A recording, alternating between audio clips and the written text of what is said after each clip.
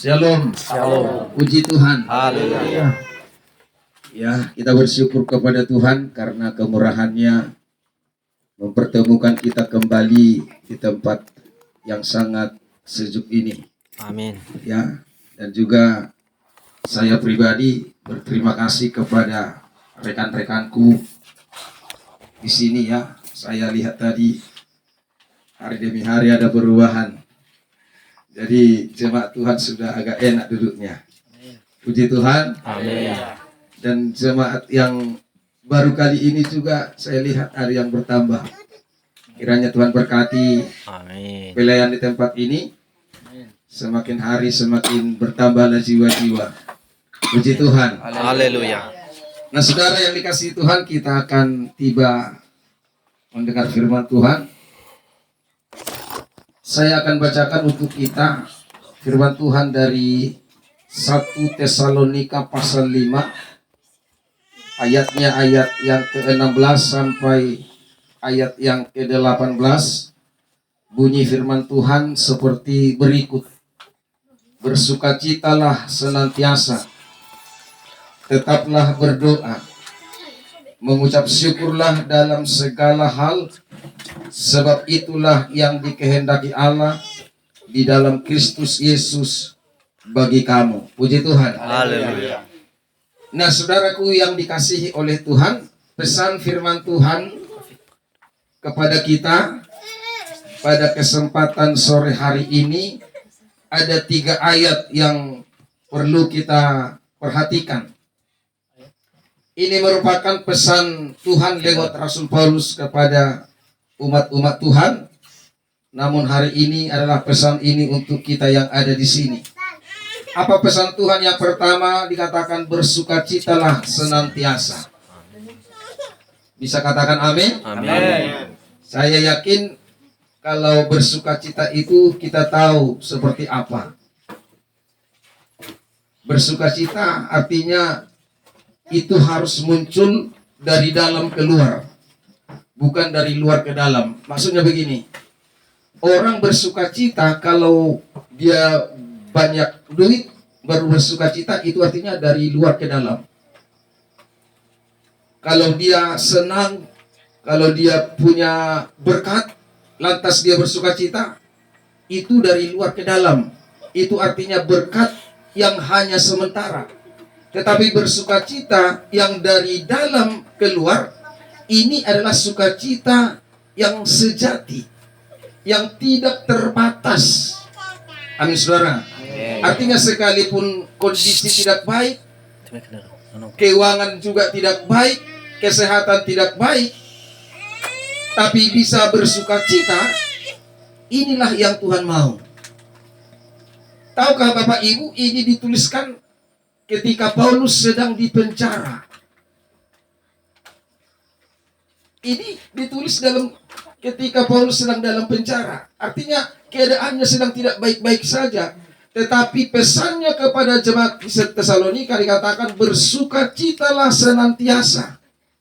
Seharusnya jemaat yang di luar yang harus memberikan semangat kepada Paulus di penjara. Tetapi sebaliknya justru Paulus yang sedang di penjara, dia memberikan semangat kepada jemaat-jemaat yang ada di luar di Tesalonika. Amin, saudara. Amin.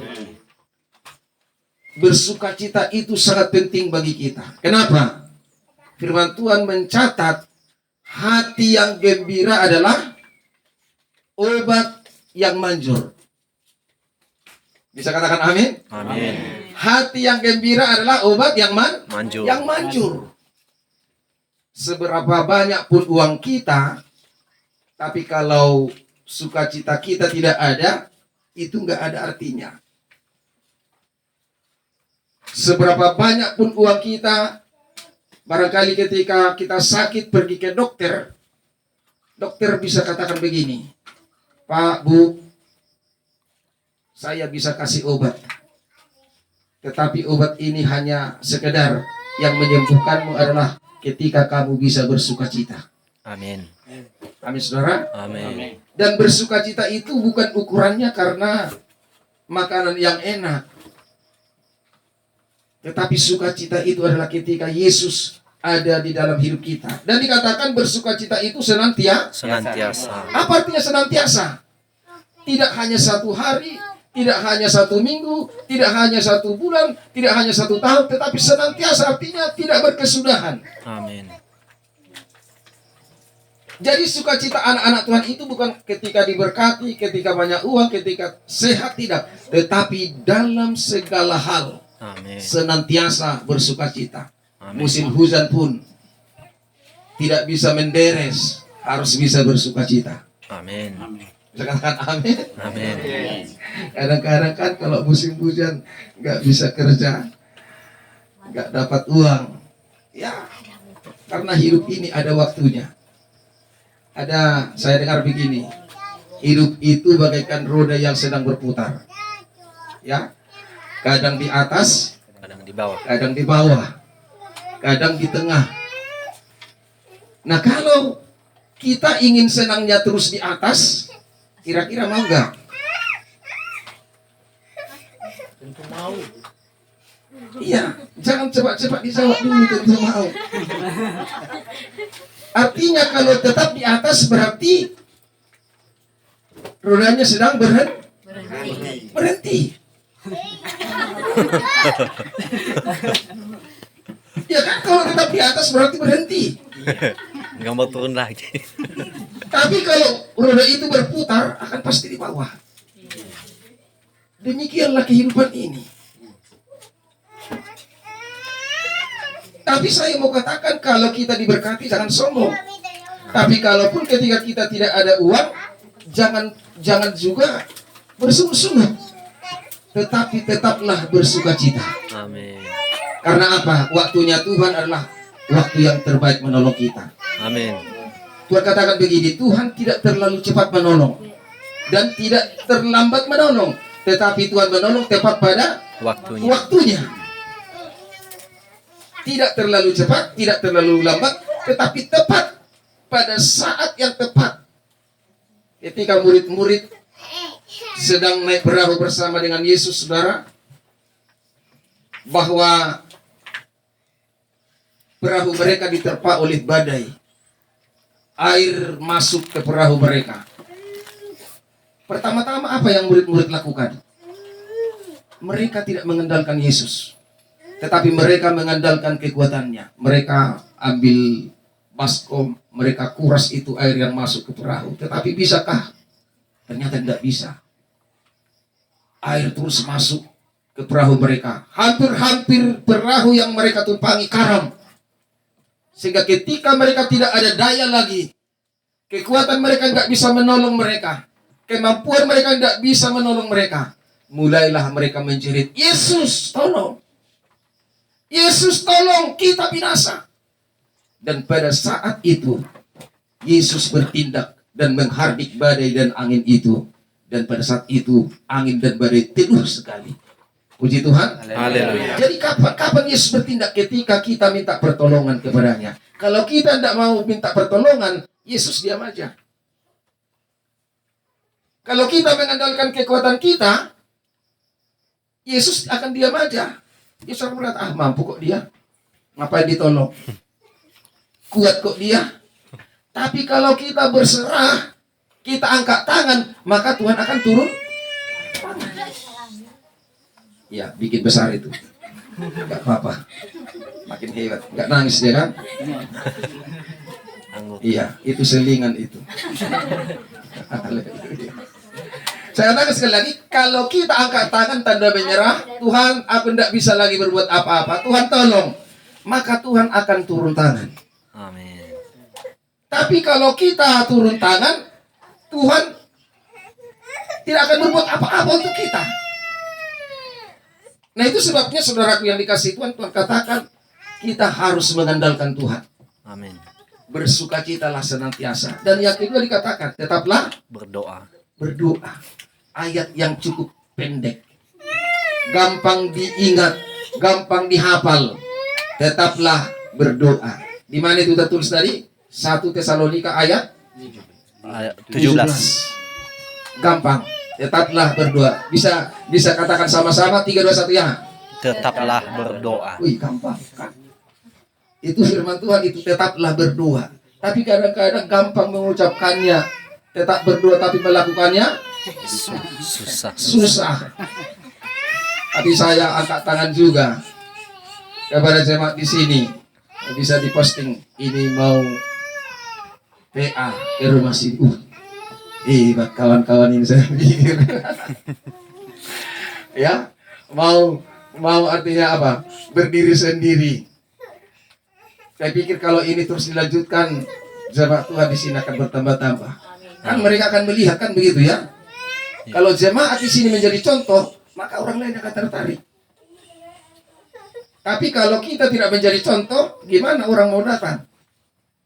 Nah itu sebabnya kita harus memulai dari diri kita sendiri. Dari nyanyian kita berkata, saksi di mana Saja. saja. Ini jangan hanya sekedar nyanyian, saksi di mana saja. Kita harus menjadi saksi dilihat oleh orang. Tapi saksi yang paling bagus bukan perkataan. Saksi yang paling bagus adalah tingkah laku kita sehari-hari. Amin. Perbuatan kita sehari-hari, kebaikan kita sehari-hari, itulah yang dilihat orang. Tetaplah berdoa. Kata tetap itu artinya tidak ada musim-musiman. Ketika musim senang, ikutlah doa. Enggak. Tetapi ini tetap. Artinya terus-menerus, senantiasa. Karena orang yang senantiasa tetap berdoa, pasti Tuhan akan dengar doanya. Amin. Ada di suatu kampung, di suatu desa. Di desa itu dikatakan musim. Ada orang semacam main-main ketuk pintu orang. Hanya main-main. Jadi orang di sana sudah kebiasaan kalau ada orang ngetuk gini, mereka tidak buka pintunya karena apa? Orang iseng-iseng itu, main-main itu. Tetapi apa yang membuktikan kalau seseorang itu adalah tamu yang ingin benar-benar masuk ke rumah itu, dia akan selalu ketuk. Ketika tidak dibuka beberapa menit, diketuk lagi. Ketika belum dibuka, terus diketuk. Sehingga orang di rumah katakan, oh itu bukan hanya main-main, itu benar-benar tamu kita. Sehingga pintunya akan dibuka untuk dia karena apa? Karena dia benar-benar tamu yang ingin masuk. Puji Tuhan. Haleluya. Demikian kita kalau terus kita mengetuk pintunya, berkat-berkat Tuhan akan dibukakan. Amin. Makanya katakan berdoalah senantiasa. Hari ini belum dijawab, tetap doa. Bulan depan belum dijawab, tetap doa. Tahun depan belum dijawab, tetap doa. Karena apa? Yang pasti Tuhan akan dengar doa kita. Amin. Tahukah Bapak Ibu siapa Bapak Abraham? Abraham itu adalah Bapak orang percaya. Amin saudara. Amin. Bapak orang beriman dan imannya enggak diragukan lagi. Imannya sangat dipuji oleh Tuhan sendiri. Tetapi tahukah Bapak Ibu, ketika Allah menjanjikan anak kepada Abraham, umur Abraham ketika Allah menjanjikan, katakan Abraham, engkau akan menerima keturunan anak daripada istrimu. Umur Abraham ketika itu umur 75 tahun. Berapa? 75 tahun. Tetapi tahukah Bapak umur berapa Abraham baru dijawab? Umur 100 tahun. Berarti berapa jangka waktunya dijawab Tuhan? 25 tahun. 25 tahun loh. Bukan waktu yang singkat, tapi waktu yang panjang. Tapi yang pasti Tuhan menjawab doa. Amin. Puji Tuhan. Amin. Karena apa? Karena Tuhan yang lebih tahu daripada kita sendiri. Amin. Kalau kita apa yang kita tahu? Untuk besok aja pun kita nggak tahu apa yang terjadi. Ya kan? Iya. Tahukah kita apa yang terjadi untuk kita ini besok? Nggak tahu kita. Bahkan jangankan untuk besok, untuk nanti. Kita nggak tahu apa yang terjadi. Tetapi Tuhan sudah tahu Kita sejak ada di rahim ibu kita, Tuhan sudah tahu apa yang terjadi kepada kita. Sampai akhir hayat kita, Tuhan sudah tahu. Itu sebabnya ketika kita berdoa dan tidak dijawab Tuhan, karena apa? Karena mungkin doa kita itu kalau dijawab Tuhan hari itu akan tidak baik untuk kita. Membuat kita mungkin akan menjadi sombong dan jauh dari Tuhan. Tetapi ketika doa kita menurut Tuhan sudah layak untuk dijawab, maka Tuhan akan jawab doa kita. Puji Tuhan. Haleluya. Kami di pelayanan di sana pada tahun 2004 mulai. 2004 gereja kita pertama di sana pas ukuran segini. Dan jemaat di sana awalnya tidak ada segini. Hanya sedikit. Hanya sedikit. Dan persembahan jemaat ketika itu, kalau kami hitung-hitung dulu, paling banyak lah ketika itu 20.000 tahun 2006. 20.000 itulah biaya 1 minggu. Itulah biaya kami 1 minggu, suami istri. Tapi ketika kami terus berdoa senantiasa, Tuhan memberkati pelayanan, dipertambahkan jiwa-jiwa, fasilitas dicukupkan Tuhan. Kami bergumul minta motor, dikasih Tuhan. Minta motor yang baru, dikasih Tuhan. Baru ini mobil ini 1 tahun lebih, dikasih Tuhan. Itu cash. Karena Tuhan. Puji Tuhan. Haleluya. Kami tidak ada apa-apanya. Kami tidak ada yang kami andalkan, hanya Tuhan yang kami andalkan. Tetapi ketika kita mengandalkan Tuhan, berdoa senantiasa, Tuhan akan jawab doa kita. Puji Tuhan. Haleluya. Saya bisa saksikan itu karena mengalami sendiri. Dan itulah firman Tuhan katakan, janji Tuhan tidak pernah gagal. Janjinya iya dan amin. Kalau Tuhan sudah berjanji, pasti digenapi. Tetapi yang penting kita renungkan, kita harus belajar melakukan firman-Nya. Karena pernah saya katakan, yang penting adalah 2 hal yang harus kita ketahui. Apa itu? Perintah dan janji. Yang kita tuntut selalu apa? Janji Tuhan. Tuhan, mana janjimu? Janjimu engkau akan memberkati. Janjimu engkau menolong. Itu yang kita tuntut ke Tuhan. Tetapi seringkali kita lalai untuk melakukan perintahnya. Padahal Tuhan sudah katakan, jika kamu mendengar dan melakukan kuperintahkan, maka berkat ini akan menjadi bagianmu. Itu firman Tuhan. Kalau kita melakukan firman-Nya, maka kita akan diberkati oleh Tuhan. Kemudian yang ketiga apa? Mengucap syukurlah senantiasa dalam Segala hal. segala hal. Mengucap syukurlah dalam segala hal. Ya.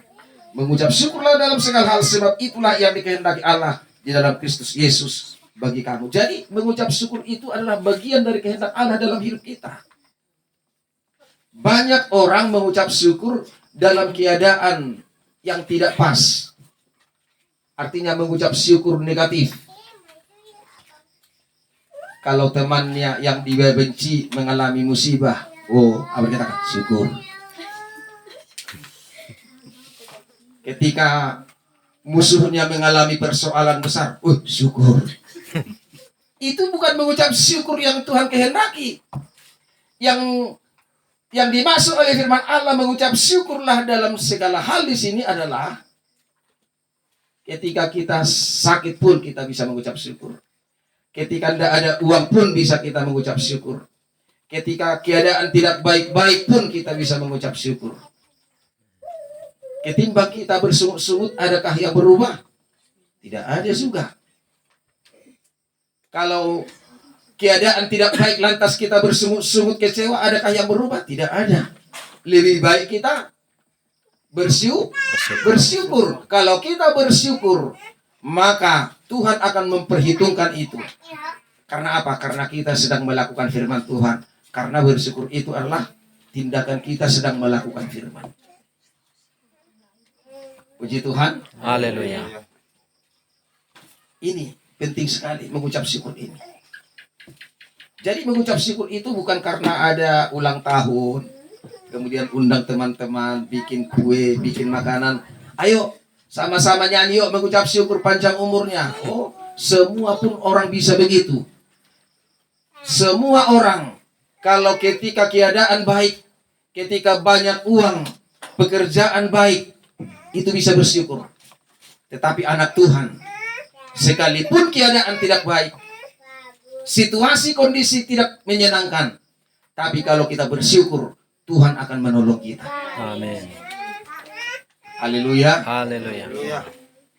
Tuhan itu adalah Tuhan yang maha tahu, Tuhan yang peduli, Tuhan yang sanggup melakukan apapun yang kita kehendaki.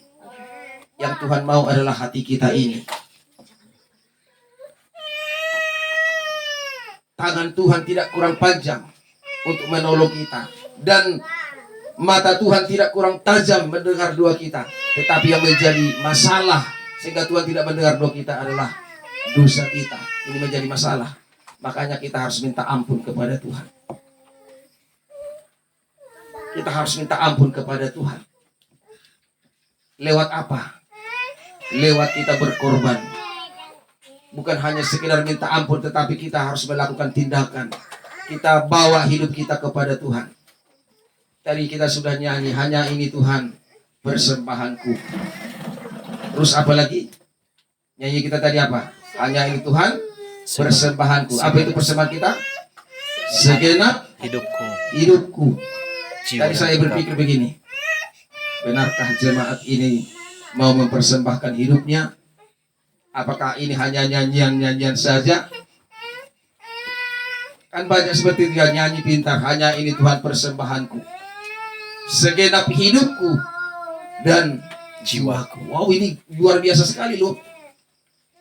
Kira-kira mana lebih berharga, uang daripada hidup kita? Berharga hidup kita lah. Saya setuju. Bapak Ibu, mana lebih berharga, uang atau nyawa kita? Nyawa lebih berharga. Padahal kita sudah katakan, hanya ini Tuhan persembahanku, segenap hidupku, segenap nyawaku. Kita berani persembahkan, tapi uang kita itu kecil bagi Tuhan, tetapi kadang-kadang kita sulit. Padahal yang lebih mahal nyawa kita ini. Misalkan kalau kita punya uang 1 goni, kira-kira suka punya uang 1 goni? Pasti suka ya? Kalau saya tidak. Nggak suka ya? Habislah. Curi orang nanti. Nggak dicuri itu. Kalau uang kita punya uang 1 goni misalkan, lantas kita bawa uang ini, orang tahu, wah ini Ama Fei ada uangnya 1 goni, ayo kita begal dia. Ketika dia dibegal, katakan, Ama Fei, nyawa atau uangmu? Kira-kira kasih apanya? Terpaksa uang, Pak. Kasih uang ya? Berarti lebih mahal nyawanya. Lebih mahal nyawanya. Tapi kalau ke Tuhan apa yang kita kasih? Nyawa. Nyawa juga. Berani kasih nyawa. Berarti lebih mahal nyawa kita. Amin, saudara. Amin. Kalau persembahan kita itu sebenarnya tidak seberapa dibanding dengan kebaikan Tuhan. Tetapi Tuhan mau kita berbuat sesuatu yang baik untuk apa? Untuk pekerjaan Tuhan. Amin. Amin, saudara. Amin. Jadi persembahan kita ini akan dikelola untuk pekerjaan Tuhan. Makanya berkorbanlah untuk pekerjaan Tuhan. Karena setiap orang yang berkorban pasti dibalaskan oleh Tuhan. Amin. Amin. Puji Tuhan. Haleluya. Dan mengucap syukur kepada Tuhan. Ucapan syukurnya jangan hanya sekedar di mulut. Harus juga ada buahnya. Makanya ada jangan kita, kami bawa korban ucapan syukur. Selain mulut kita bersyukur, kita bawa lagi korban syukur kita kepada Tuhan. Kita berkata, Tuhan, sepanjang minggu ini Tuhan sudah menolong, sudah memberkati, dan hari ini saya mau beri untuk pekerjaan Tuhan. Puji Tuhan. Haleluya. Nyawa kita aja kita mau kasih, apalagi uang kita hanya sebagian dari hasil kita. Kan tidak terlalu banyak dibanding dengan nyawa kita. Itu sebabnya Bapak Ibu dan Saudara, kita harus buktikan. Dan yang penting lagi, ini sangat penting, apa itu? Kita harus belajar. Firman Tuhan katakan, ujilah aku, maka aku akan membukakan tingkap-tingkap langit bagimu.